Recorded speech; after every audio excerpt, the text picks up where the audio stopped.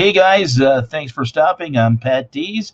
That's actually Lauren Taylor that I've had on the show in the past. That's some of her artwork. So I kind of make that a little bit as the feed into it because I know it takes a couple minutes for people to get in the channel in the room. So thanks for stopping. We got tonight's guest is Tyson Beck. He's a freelance designer that's worked with the NBA, MLB, NHL, NFL, MLS. I mean, this guy's got a huge resume.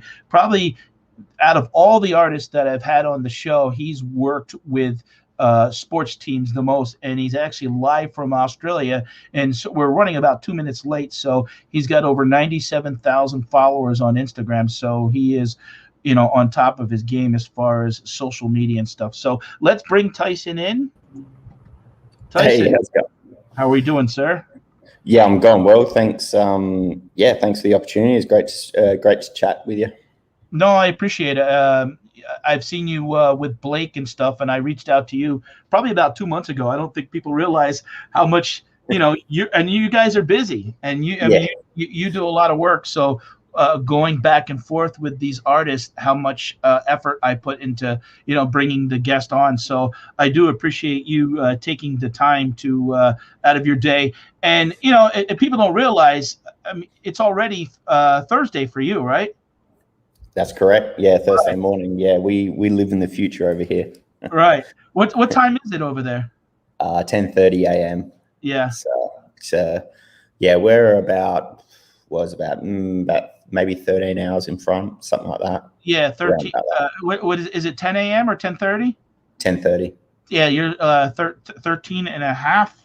Yeah. I think that half hour always screws me up. There's a part of what I do for a living is I resell on Amazon and eBay. And there's a young lady that we had on the show, Mel, that is a reseller, and she's from Australia, and we had her on. And getting adjusted for that time is always a little bit confusing. But yeah, it is. And then with daylight saving and stuff as well, it's even more because I think sometimes we're 15 hours in front. Depending on daylight savings. So it's not consistent as well. So I guess most of my business is in America anyway, so I'm used to the times. So it's pretty normal to me. But it's funny when I do chat to people for the first time, they just don't understand how we're a day ahead, and it's just like, okay. Yeah. No, are you at home right now? Because you have such a clean cut white background.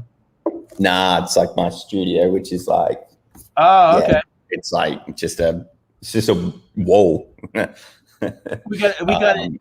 Did you see what I used on our background here? The backdrop was one of your. When you look at the screen, you can see that's part of one of your paintings. Yeah, I saw that. It's from about 13 years ago, I think, or 15 years ago. Well, you know what happens is too that when we're on the screen like this, like I've seen Blake try to do it with the cards, and the card gets cut off because we take the center portion of it. So then what I tried to do, I had Chuck Styles on last week, and the exact same thing, so that people when you're on the show that they know that like that's your artwork and stuff. Yeah, it's cool. It's just funny because I literally haven't sseen that piece in over a decade. Yeah. So when George dunked on Birdman in the playoffs. Yeah, well, we go through we do a little homework here real quick. I'm going to say hi to a couple people that are in here. Paper Moose, Renee, thanks for stopping in. I do appreciate it. Phil, thanks for stopping in. Adam is in here. Sharon's in here. One thing what we're going to do tonight, and I always do when I do these shows, is I give away some of the Topps projects cards. So tonight we're going to do and I always do it so that it's fair to everybody. So one of the drawings that we're going to do later on is if you comment on, you're going to win the Alex Patdees Mike Trout card. That will be for one viewer that made a comment. And then tonight, everybody that's in here will be put in for a random drawing for, I'm going to pull it up and I'll share the screen. This was Tyson's last card. This was the Mickey Mantle card that he did. And this was the card. You did this last week, right? Yeah, on the 14th. Yep. It released then. Yeah. So guys, if you're in here lurking and you haven't comment, please comment, because I'm putting your name on a wheel, and you will have to be here at the end of the show. And we typically do this for 45. No, we don't go past an hour, but and then at the end, because sometimes you get people that watch it for 10 minutes and they leave. I want to encourage people to stay and listen to Tyson about what he's done in his career and what's upcoming, and how tough. So we got a lot of questions we want to ask, but this is the card that I've purchased. I've purchased several of these cards, and Tyson, you had a pretty good print run, considering right now the average is probably closer to 2,500. 3,000 maybe. I mean, there's only a couple artists that really are hitting above 5,000 cards. Yeah, well, I guess it's probably mainly due to Mickey Mantle as well. But yeah, things are dipping, and there's so many factors. Like, at the end of the day is like, I guess, like if I was new and I hadn't had Project 2020, I think a lot of my fans and collectors and followers, whatever you want to call them, would be buying my cards, but I guess like a lot of people have tied out. Like Project 2020 was a 20 card set, and then it's like another one. I'm doing Muhammad Ali cards with Topps, so I've got Topps Fire, and then I've got my own cards that I'm doing. I've got something launching with Devontae Smith next week, so I think there's a lot of products, and people obviously want to spread it out. Right. So I didn't go into this. I expected low print runs on my stuff, and I will get low print runs on my cards, and I'm completely fine with that. I mean, I really don't care at all about the print runs. I know it's more money if it's a higher print run, but that's not what motivates me. I just want to kind of put out cool things, and I mean, I know for a fact, like a lot of my big followers and collectors, they're not really into baseball that much, so they're more waiting on the basketball cards that I'm doing, or the gridiron cards and stuff. But it's all good. Right. Well, I mean, your Mickey Mantle 6,006. That was good, and that is the card over here that everybody obviously talks about is the 1952 Mickey Mantle. I think you did an excellent job with it. Oh, And I think you will actually. I think you'll still do fine, because you are from the Topps Project 20, so you've established yourself as far as the people that want to collect and buy your your card or your artwork. I would say, I think your artwork is tremendous. Now you're doing. Like you said, you're doing Muhammad Ali. So you've been working with Topps then for years. Yeah, since 2014. Yep. Yeah. So you weren't like just newly, typically what happens is I ask people, how did they find you? But they already knew who you were. Yeah. So I feel like I was thrown in. I feel like I was like, maybe someone dropped out of Project 2020 or something. I feel like I was maybe thrown in at the end, because I was the only person that's actually created cards before.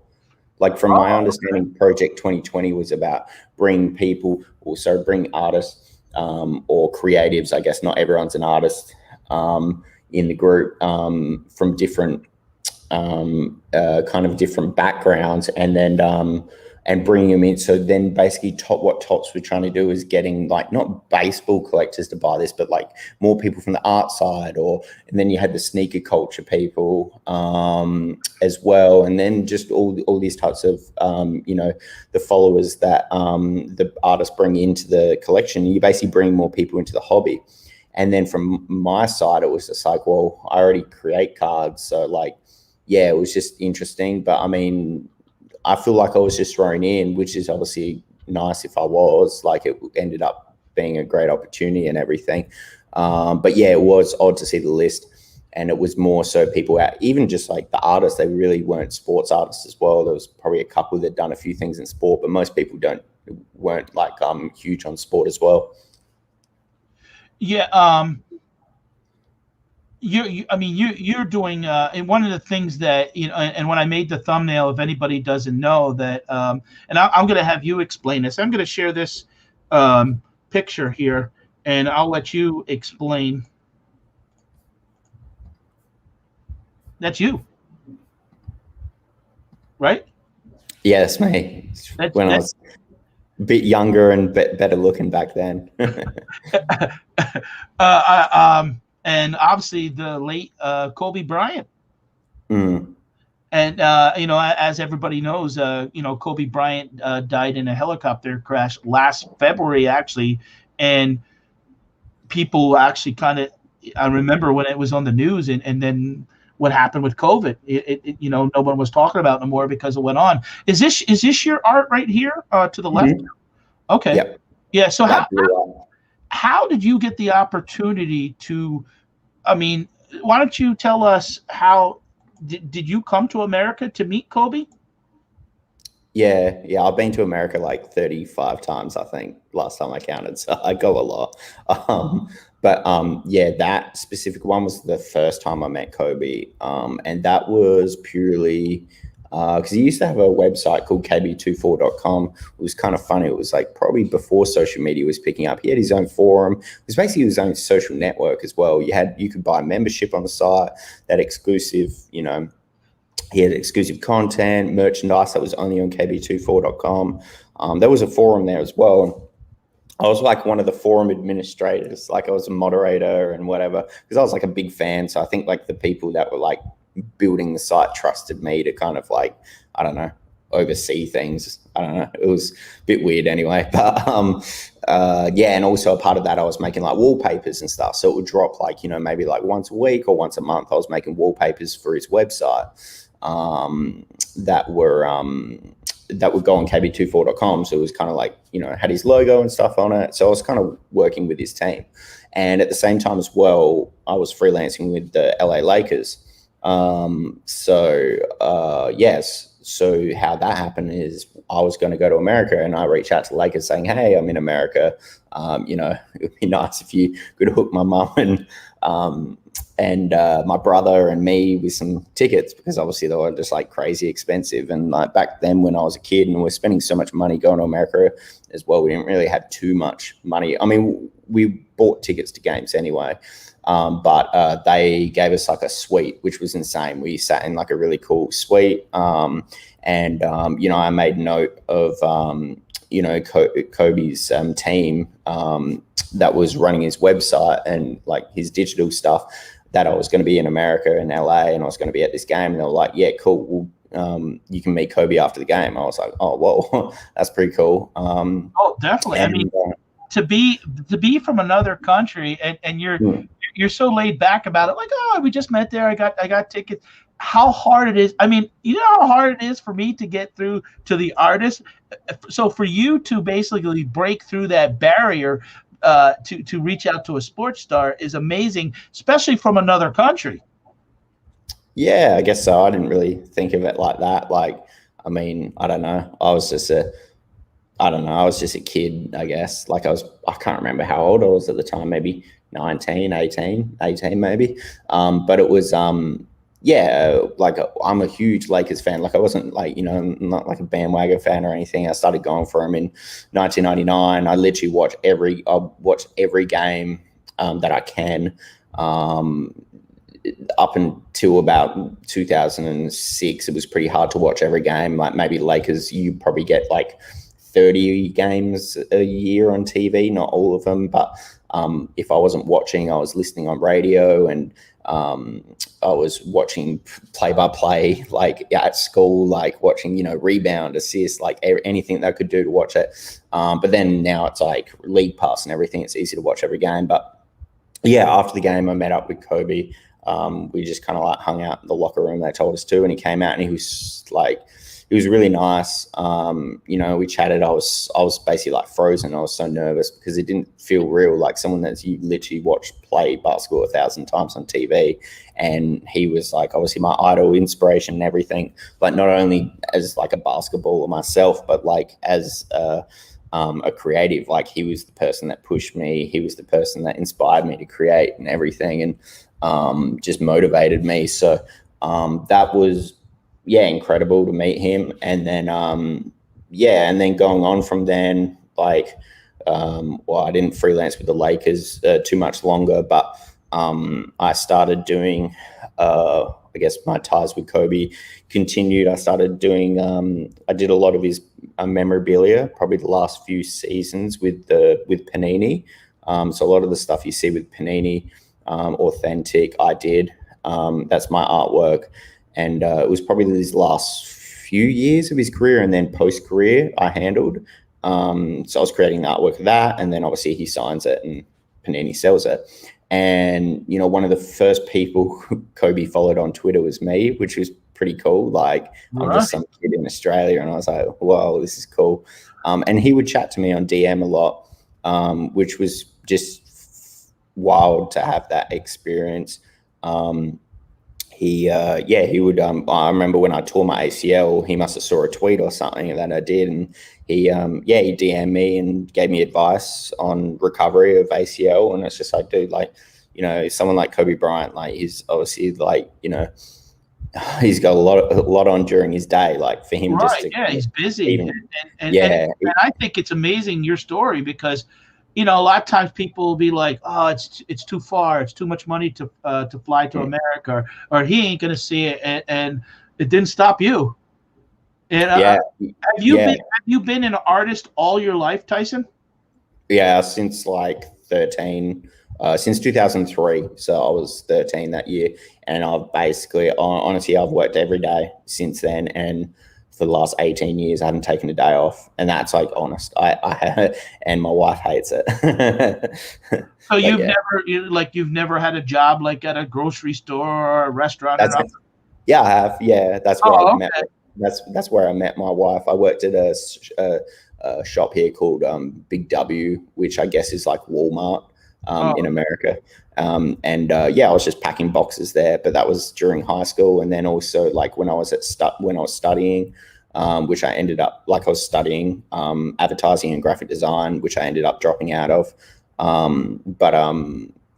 was studying and working at the same time, and then I was probably working until I was 21 at the. I was doing freelance on the side as well, but like freelance was like, you know, maybe I was getting like $5,000 to $10,000 a year. Like, yeah, I was living with my parents, so it was like fine, but it was like, man. Right, it wasn't something to raise a family or have kids. Yeah. Right, I get you. Yeah, but then probably, I'm 32. I think I'm 30. Oh, I should know my age. I'm actually 33 soon, I think. But anyway, I keep forgetting my age, but 32 or 33. And so then I'd say the last 12 years I've had it full time. But up until I was 21, it was just I guess just a side hustle. Yeah, I think it's amazing. I mean, to be able to do something like you're doing as an artist, and, you know, I have people in here. It's not just about basically baseball cards. It's about being creative and the artwork, and because, like you said, you've been you just joined Topps last year, but you've been doing other things for them. And if anyone doesn't know, like he mentioned, he's doing the Muhammad Ali cards. So, are you doing any other stuff like merch, as far as like T-shirts and hats and different things like that? With Project 70, or no, just even on your own, or working with other? Nah, I'm only releasing trading cards. I'm not doing any merch. I mean, I might, like, maybe later, but I don't know. I really only like to do what I'm passionate about. So it's like, I don't want to just put out something for the sake of it. I do have something dropping soon. It was about trading, you know, like trading card, like cases and stuff you can like hold your cards in. I was going to do a line of those. But yeah, at the moment, it's just all kind of about trading cards, because that's kind of where my passion is. Yeah, like I see some of the artists, they're doing even like fancy boxes that the card comes in, and it's a nice professional look. Oh, yeah. Yeah, I use actually got one right here. I use these when I do my own cards. I put them in pouches. So I've been doing those. They've been really good. But yeah, I don't do boxes. Yeah. I kind of like the pouches. I don't know. You might be. I mean, I obviously could be wrong, but you're the only artist that I've interviewed that is actually outside the country. So I mean, that's amazing, that the relationship that you've made with an American company and Topps, because, you know, obviously you got to, you know, sign contracts and go back and forth. And how long does it take to fly when you fly in to the country? Or are you coming direct from Australia? Or are you? No, I got to fly. Because I'm in a small city here. I'm not in Melbourne or Sydney. So I got to fly to Melbourne or Sydney. So it's usually it's like a 2-hour flight for me to go to like Sydney. But then I usually have to kind of in transit there usually for like anywhere from 3 to 6 hours. And then, so that's already like, I guess 9 hours. And then it's like I think it's about maybe it's a 10 hour or 11 hour flight to LA, usually 11 hours from Sydney. Which I don't mind. To fly into LA is fine, but the brutal thing is if you go East Coast, and I hate doing that. One time when I went to NBA All-Star Weekend in Toronto, it was 36 hours. Whoa. Yeah, from Adelaide to Toronto, because it was Adelaide, Adelaide, Sydney to LA to New York to Toronto, and there was it was just bang, bang, bang, and it was just like you get the hotel, you transit there for like 2, 3, 4, 5 hours, and it was 36 hours total. That was brutal. I hate going to the East Coast. What I try and do is stay in the West Coast for a few days and then travel over the East Coast. You just feel like shit if you do it in one hit. Yeah. Now, are you coming in by yourself, or are you bringing the family in? Are these business trips, or have you, or any vacation at all? No, I've definitely. It's been mutual. I guess when I was younger, it was all vacation trips. My wife now, but it was my girlfriend previously before we were married. We would go up. We've been up a few times, but I was just like a massive Lakers fan. So when they make the playoffs, I just go over the playoff run. Like I remember going like the Lakers Oklahoma playoff series, and you see like the sea of like blue crowd, and there'd be like one Laker fan there, and it was just like, I mean, that wasn't me on TV, but like I was like one of like the very few people that was at the game, and it was incredible to be at those playoff games. And even like Kobe's last game, I flew out. I actually put a post up on Instagram. I got the ticket stub for that because I got a locker room pass for that game. And I just flew in. Watched the game, and then flew back home the next day, which was pretty, so it was just like fly in. It took me like, 20 hours or something, and then fly back 20 hours. And I only stayed in LA for like, I don't know, like less than 20 hours. So that's dedication there. Real quick, I'm going to share this screen. I'm going to do the one drawing for the Patdees card. And I always like to do these live so someone doesn't say. What happened was they had if they were watching the video, they had a comment on one of my videos, and that's how they could win the Alex Patdees. So we're going to pick that one real quick. Oh, it can't be me. So let's redo it again. Pick another winner. Well, you know why? Because I respond to people. Oh, come on. There we go. It's going to be Show Me Pickers. John Nevermore won the Mike Trout Alex Patdees card, which was so far. It's an awesome card. Yeah, awesome card. 25,000 print on that one. So, John, I will reach out to you later. You won this card. And the one that we're going to do at the end of the show, the people must be here. I say, hey, Mr. Sadie, I'm going to add you to the wheel. Now, I know Renee did leave, but I'm going to and then we are going to be giving away Mickey Mantle card that is the one that Tyson had done. And we're going to do that right away tonight, just because right now I'm probably going to take a little bit of a breather on some of these interviews as people's schedules. I've been doing about 2 or 3 of these, but now here in the States that the weather is warming up and my schedule is getting tighter and tighter, it's harder to kind of book some of these. Gotcha. Yeah. I see it like, and I have it up on the YouTube. It says that you've worked with Nike and Under Armour. What exactly did you do with them? I've done a bunch of projects with Nike. I helped what have I done? I've done an advertising campaign for the Nike React shoes when they launched. Maybe that was like 4 years ago or something, when the new Nike React shoes. So I did made a creative campaign for that. I've done like influencer stuff for Nike. So paid like me, they get me to wear like last season, they got me to wear like a LeBron Lakers jersey and post that up on social media. Thanks, Robert, for the kind comment. I appreciate that. I've done speaking. Nike got me to do speaking events at Foot Locker stores. They got me to do like a one-of-one Michael Jordan artwork piece. Under Armour, I helped do animation work and digital work for Steph Curry's signature shoe, and that was probably about 4 years ago as well. Yeah. So you're under contract with then a bunch of them. Yeah. If someone wants exclusivity, I just don't work with them. Right. I mean, if they want to work with me, they tend to, want to work with me.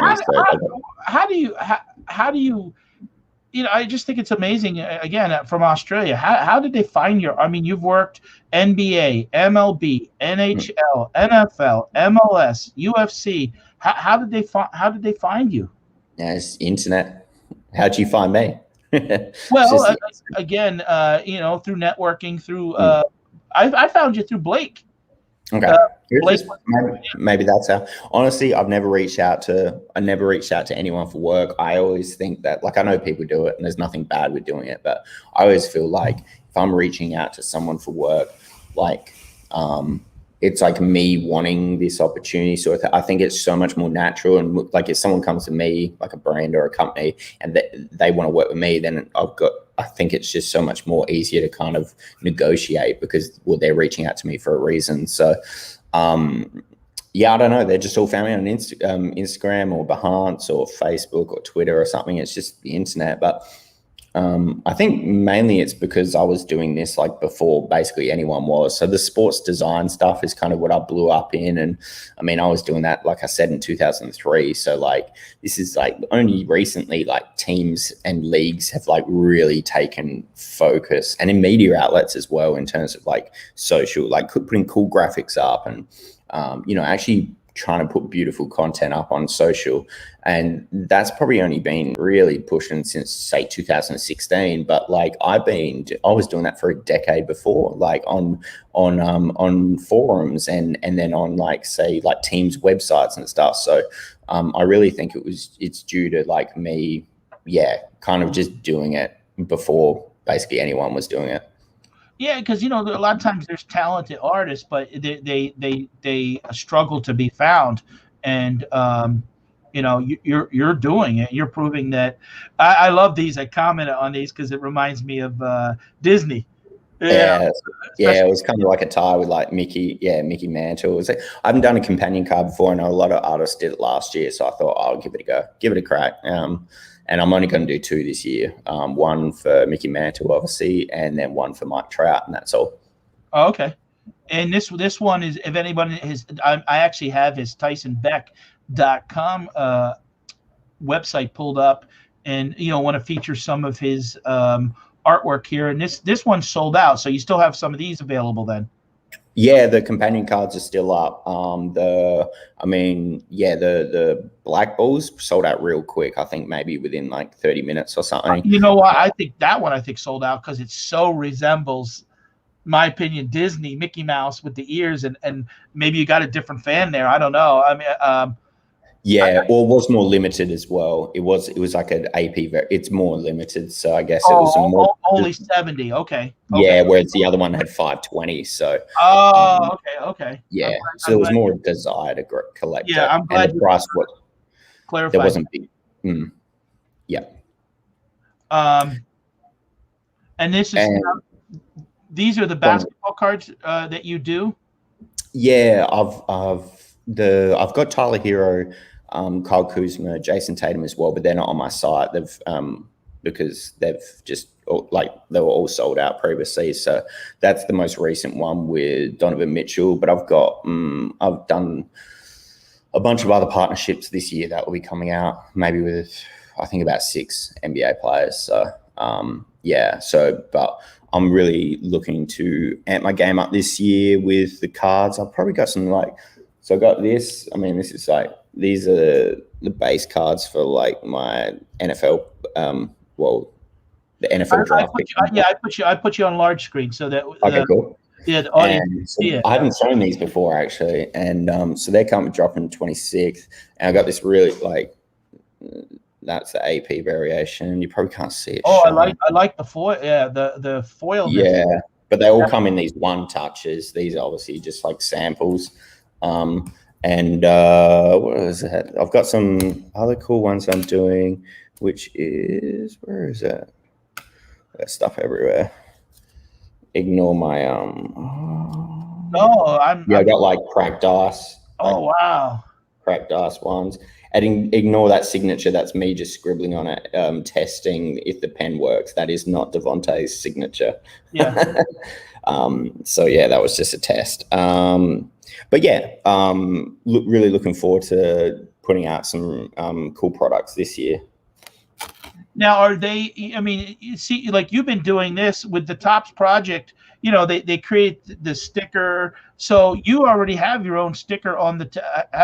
Are you printing? Are these cards being printed in America or? No, all Australia. Wow. I got stickers here. Here goes sticker sheet here. That's this year's stickers. Last year were gold, black and silver. Yeah, they're all printed here.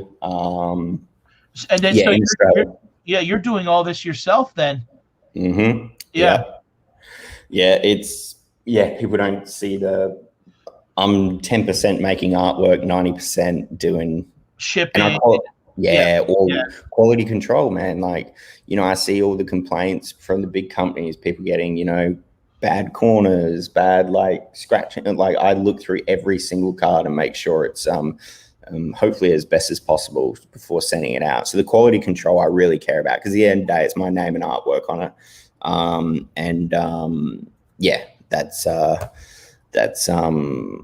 That's what it is. So I really care about it. So I'm pushing hard to kind of give people as best as possible. Yeah, you're doing a great job, and I'm inspired by what a lot of you guys are doing and learning for things that I want to do. Honestly, wow, Look at this card. I never even seen that. That's something that you made on your own there. Yeah. There's no, that was with Tops. Was that that was a regular card? Did you put neon over it? Yeah, I do that with on my Instagram. There's some better ones. Some of I don't have anything on me. Sorry, I'm looking around, but some of the Tyler Hero runs really cool. There's Jason Tatum one I did. They were like really cool, hand embellished. I don't have anything on me. I mean, they've all those, I guess, in people's hands, so I don't actually have anything. But yeah, I didn't really go all out with the baseball ones, but I definitely did with the basketball ones. Now, who's that? That's me playing baseball when I was a kid. Oh, that's cute. So it was Tops made collector cards, so I just gave them away for free with some purchases. Yeah, and this is some of his cards from last year. Now, my son is in here, Disney Nate. He says, you ever do wrestling cards? Wrestling as in WWE or UFC? Yeah. I've done a few, but there were only like digital cards for Tops. I've never done printed. I've done UFC printed cards, but yeah. Oh, are you doing any of the NFT stuff? With Tops? No, with just in general. Yeah. I'm working on some NFTs. I'm doing one with Jason Tatum. I was working on one with Giannis Antetokounmpo, and that didn't go ahead. But and then there's a few others that may not go ahead now, because it just seems like the market's like crashed so much that a lot of these like agencies or athletes just don't really care about it anymore. I mean, when Gronk made $1 million and then Mahomes made like 3.5 million, whatever, everyone just saw it as like a printing money thing. And now that it's kind of hit back a reality, and you know, it's not just like $1 million thing just to put up shit online. I think it's kind of cool that it's dipped, because like I think it's now kind of focused on better art rather than just putting out something as quick as possible.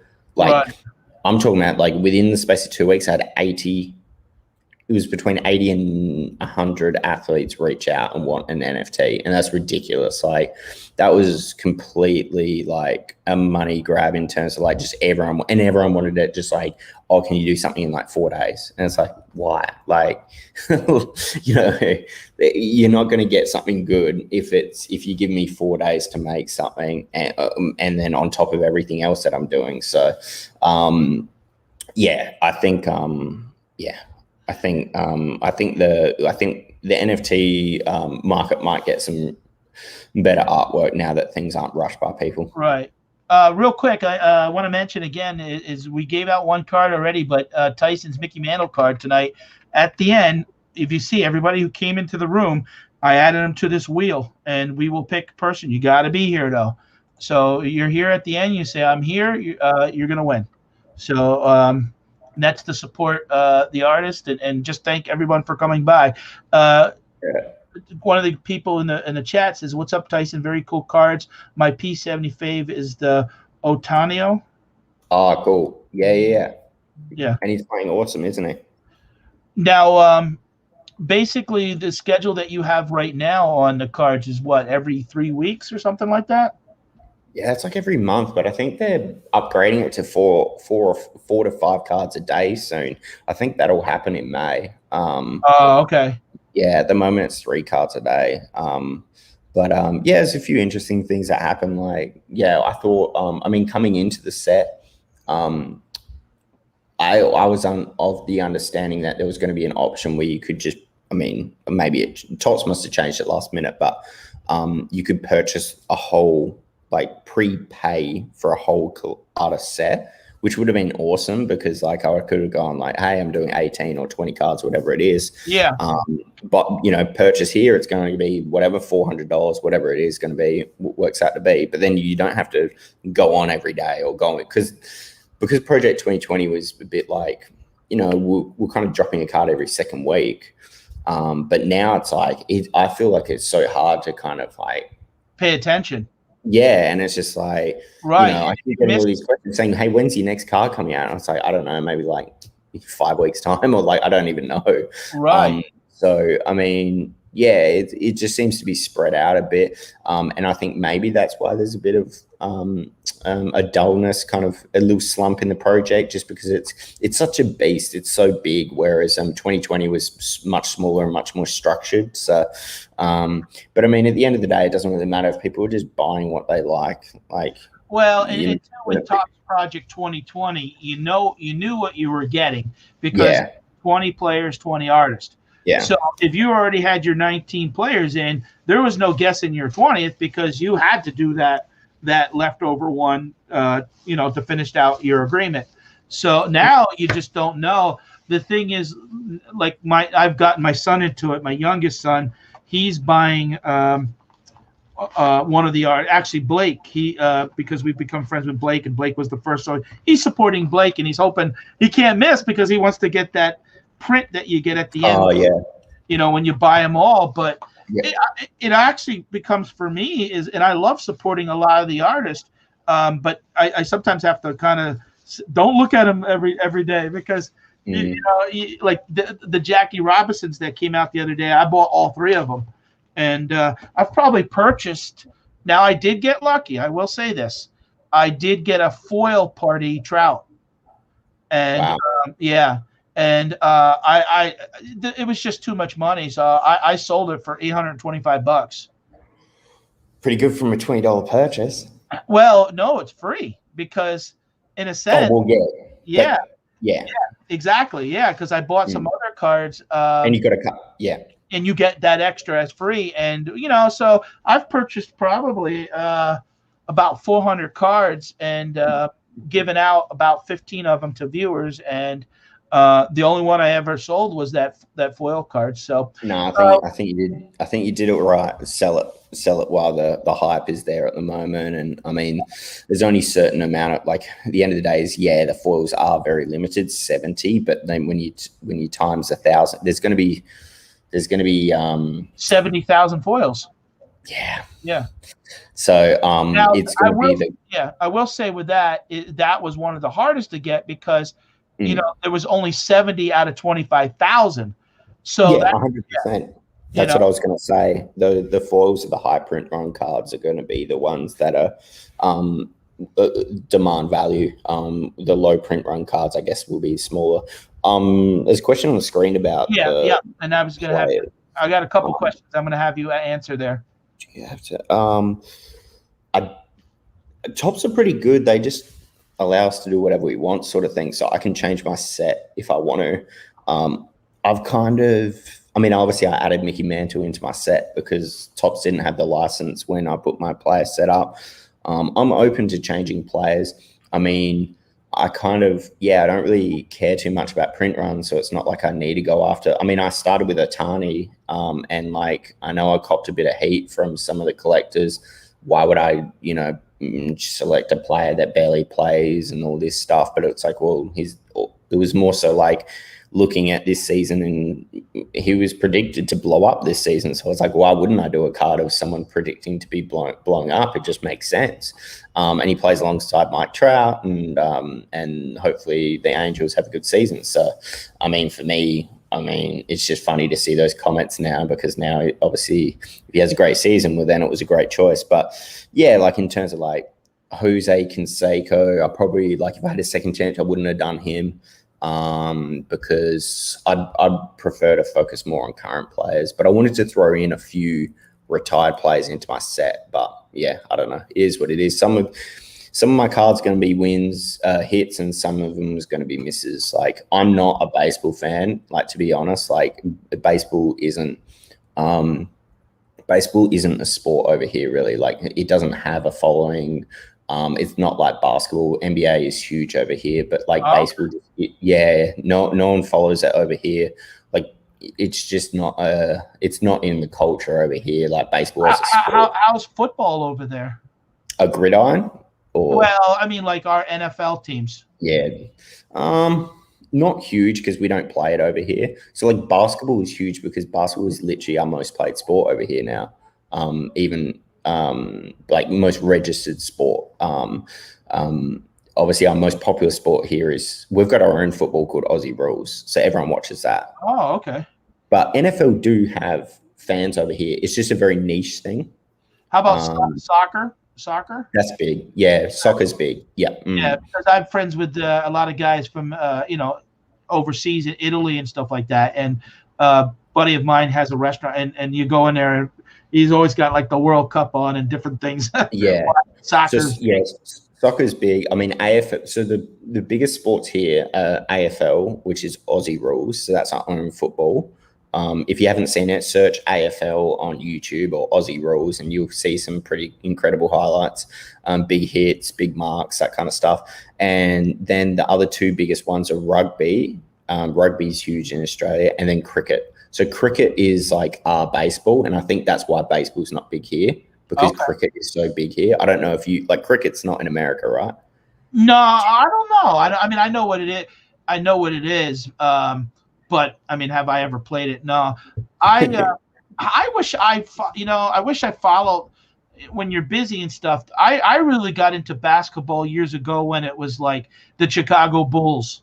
Mm-hmm. When Michael Jordan and Larry Bird, Magic Johnson. Dennis Rodman was always making the news because he was kicking the photographers. It was crazy. So the Lakers and stuff. Now my son, we live here in Pennsylvania, so we're about 2 hours north of Philadelphia. So I stay loyal to the Phillies, the Eagles. Now my son, I just don't have time to follow everything. It's just you got to be selective. Yeah, I like baseball because I like sitting there just to relax at the stadium. Mm-hmm. And I always felt that everyone got a chance to go up to bat, where like in football, not everybody gets to run with the ball. Yeah. No, I agree. Yeah. So like when I played baseball in school, I always had the opportunity to hit the ball, but football, oh no, you're a big guy, you got to block people, you can't run with the ball. The Texas Bandit Phil's in here. He says, which piece of your own work is your favorite? I don't know. I mean, probably just like I reckon. Honestly, my favorite is probably my card with Jason Tatum, because that is like, that was the first time an athlete's done a player, like an athlete endorsed trading card that's not from a big company, it's direct with an artist. And I think like it was just cool that Jason had trust in me to do that. Like it was, yeah, incredible. And you know, it was so many like cool stories like that came from it, like just seeing like, you know, I just remember like released like one of the APs, I released the red ones, like I think there were 240 each on my site, and there was one that was flipped for 5,000 US, like, and 20 minutes after it's sold out, and it was like, Jesus, like, what is this? Like, this is insane. Like, people that would buy and resell that quickly. But yeah, probably the Jason partnership, just because it's like no one's ever done it before. Like, you know, obviously the big companies have done it, and then I mean, it's still in the same set, but the Tyler Hero one was cool just because Tyler Hero blew up. Like, he made the NBA finals. He was obviously a rookie, so rookie card was cool. And Becca actually put my Tyler Hero card in their top 20 trading cards of 2020. Oh, that's cool. So like, it's cool because like in the list, there's, you know, Topps cards, and Upper Deck cards, Panini cards, and then there's just this random Tyson Beck card, and it was it's the only card that's not from the big, you know, big three companies. And I think that's cool. I mean, at the end of the day, it's like, yeah, I am my own trading card company. Like, yes, I work with Topps, but I have my own trading card company set up. You know, I'm printing, I'm doing everything. I'm doing licensing deals. I've got 20 athletes on licensing deals. Like, yeah. You know, that's for me, it's like wild, like just to think that I could even do that. Like, some of the negotiations I've had, there's so many crazy stories that have happened, like, you know, just in terms of like, you know, people want me to get all these big athletes, and like, yeah, they don't know, like, yeah, like I've had discussions with, like, you know, Luka Doncic and the ones that everyone wants, but you know, it's not as easy to make happen as people probably think it is. Right. And you know, because even like going back to my son asked about the wrestling, a lot of times the company itself controls the image of the wrestler and the name. So even the wrestler wouldn't sign the contract. It would be the company as far as wrestling. Yeah, wrestling would be different. Yeah, because wrestling, it's like isn't it? It's a stage name, isn't it? It's not their real name. Exactly. Yeah, like WWE or they used to, WWF used to, like, for example, you know, Hulk Hogan. Now his real name is Terry, but when he's worked for the company, they had the right to his licensing, and then they have to work a deal out, you know, with privately. But a lot of times when the wrestler leaves the company, goes to another company, they actually have to change their name because, right, you know, the WWE put so much into it. So when they're selling it, then they're just giving a cut to the wrestler of you know, and probably not even that much that they're getting. But here's a question for you, Tyson. Will you do a card which references a current baseball player who is as huge, well-known fan of the NBA, maybe? I don't know enough about baseball players to know who's a massive fan, but I do actually have a crossover idea that I have penciled in. It's kind of more, I don't want to give too much away because also I think the MLB might not approve the card, so I don't want to kind of leak it. Yeah. But I've got this really cool idea where essentially it's an MLB player, and it's referencing that NBA player's rookie card with Topps, if that makes sense. Yeah. I wonder if there's a crossover. There's never been, I mean, I know there's like Bo Jackson, he played baseball and football, but I don't know if there's ever been a player that's played basketball and another professional sport. Michael Jordan. Oh, yeah, for a little bit. You're right. Yeah, he did. Yeah, obviously we can't do Michael Jordan because Upper Deck owns that. But yeah, I don't think there's any other outside of him. Don't think so. So you couldn't do Michael Jordan because Upper Deck owns the rights to his image and stuff? Yeah, so Topps have like, I guess a part of having a license, what you get with a license agreement is you get all current players. So that's why like Panini will make Panini make LeBron James trading cards, even though they don't have a license to him, because Upper Deck do. So they still make LeBron James trading cards because that's a part of just being an NBA player, that, you know, you sell your name, your likeness on like the official partners of the NBA, and that's what Panini are. They're the exclusive licensee of whatever the NBA, however you want to word it. But they can't get LeBron James' signature, obviously, on their cards, which is actually cool because it makes LeBron James auto cards much more valuable. But yeah, we can't get Michael Jordan because he's not a current player. If he was currently playing in the MLB right now, we would be able to do his card.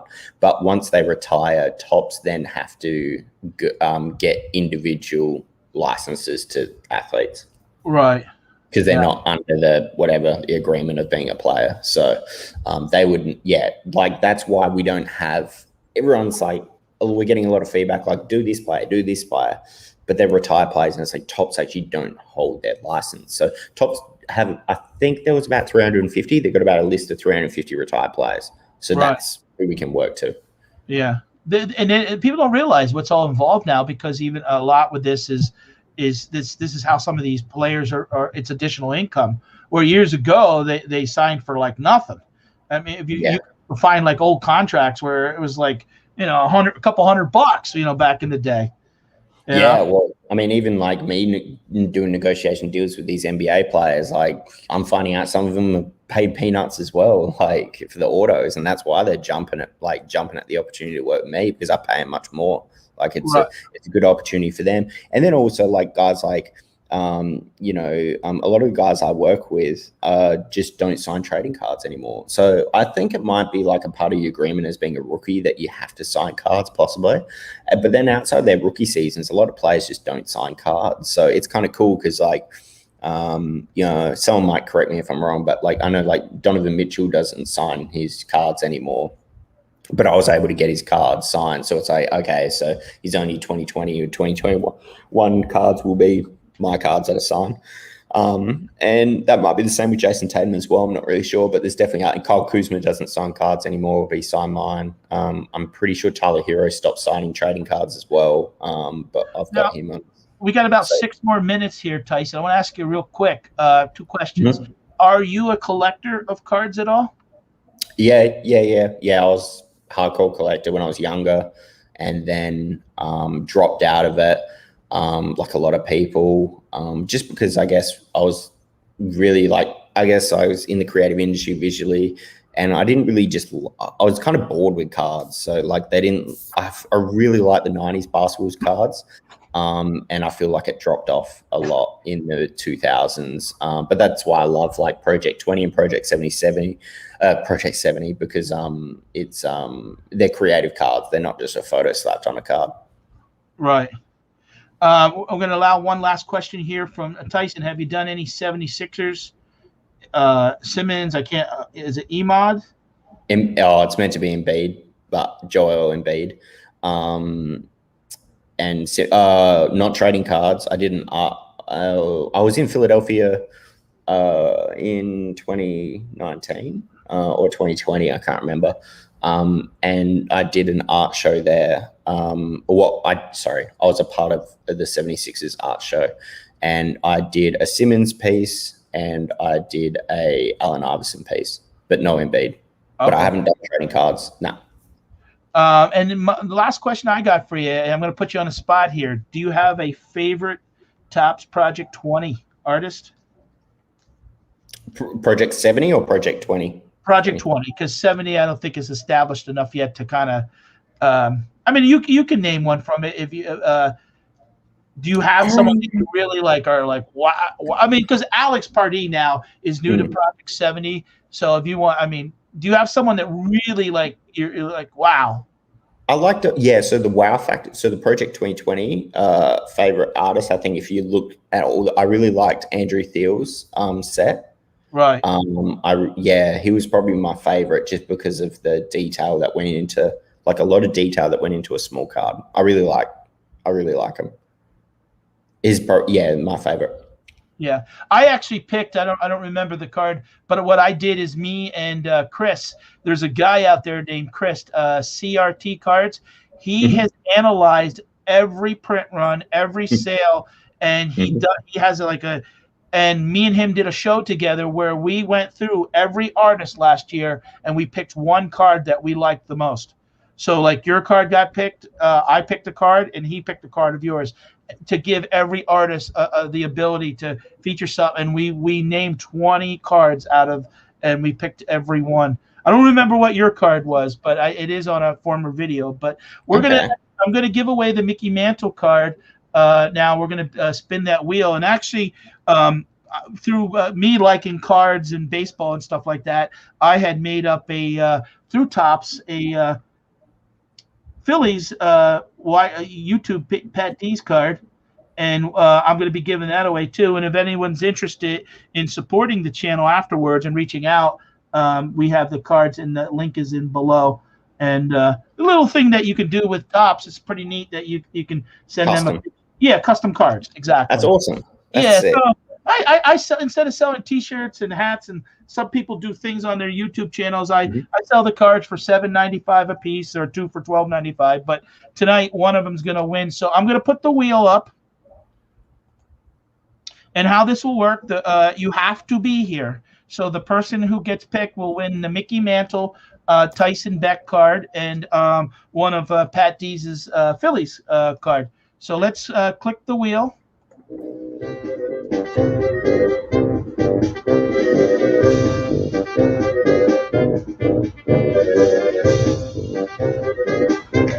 There you go. Reds Outpost Sharon. You won. There we go. So, and I actually, Sharon has bought stuff from me, so I will. Even better.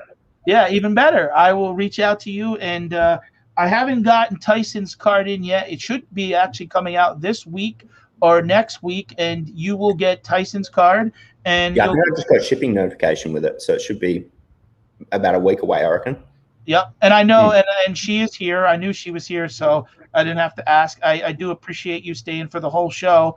And sometimes when you do these, people will stay 12 minutes and they move on. You want to get that watch time. Are you doing anything on YouTube yourself, or? I need to. Yeah. It's just no time. Yeah.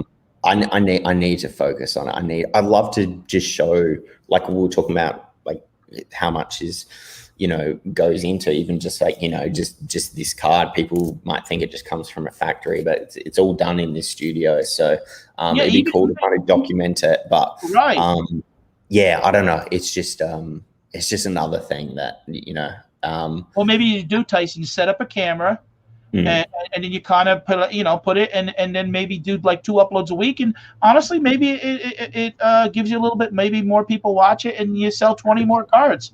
Yeah, no, 100%. Yeah, it's something that I should be doing. But hopefully I can do it at some point this year. I'd like to. So, hey, everybody, I do appreciate, we are at that 1 hour mark. I do appreciate everybody that is, oh, yes, Tyson just guessed on other shows. Doing your art is more interesting. Yes. I have Sharon's address, and my email is in below. So, and again, if anyone's interested in reaching out to me for the cards, let me know. So, Tyson, I do appreciate you being a guest. Thank you. Thanks for having me on. Yeah, appreciate the opportunity.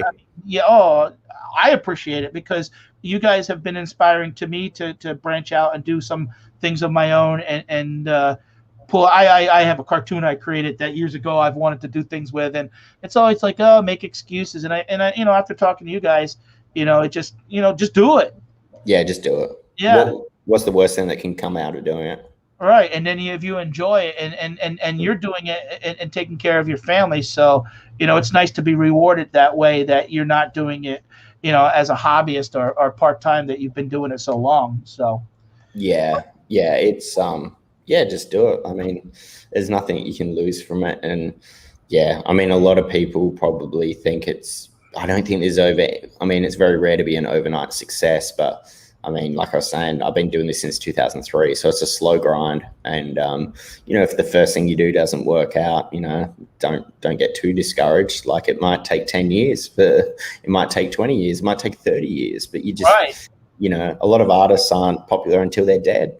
You know, well, that's what I think is amazing. You know, and I'm going to leave it at this: is that, you know, your family, if you have kids, you know, they're going to look, oh, wow, my dad created this stuff, and look back at it. That's something that will live on forever. Yeah, you know? That's special. Well, thanks for everybody for joining us. I want you guys to have a great night, and we'll see you again. Thank you.